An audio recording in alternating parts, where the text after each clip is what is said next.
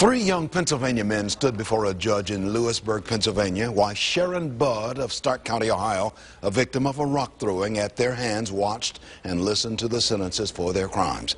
It was Tyler Porter, Dylan Lahr, and Kiefer McGee, and a fourth man already in prison, who tossed a rock from a Pennsylvania overpass, which struck Sharon Budd. It was a horrible story which began when four people tossed a huge rock from a darkened Pennsylvania overpass and sent it crashing through a car windshield into the body of a Stark County, Ohio woman. Sharon Budd lives in recovery from severe injuries, although she will never be the same as before the rock.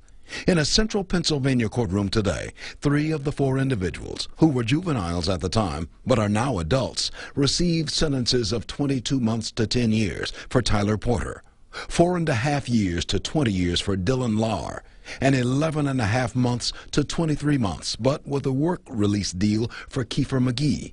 More than a year since the tossed rock led to brain damage and a loss of an eye and 7 surgeries, Sharon Budd was there for the sentencing.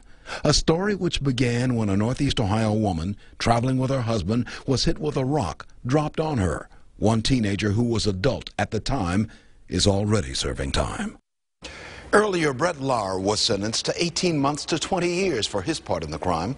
In the end, the three today apologized to Sharon Budd, but it was only the end as for the court cases of those who brought misery by tossing a nearly 5-pound rock from a darkened overpass into Budd's head.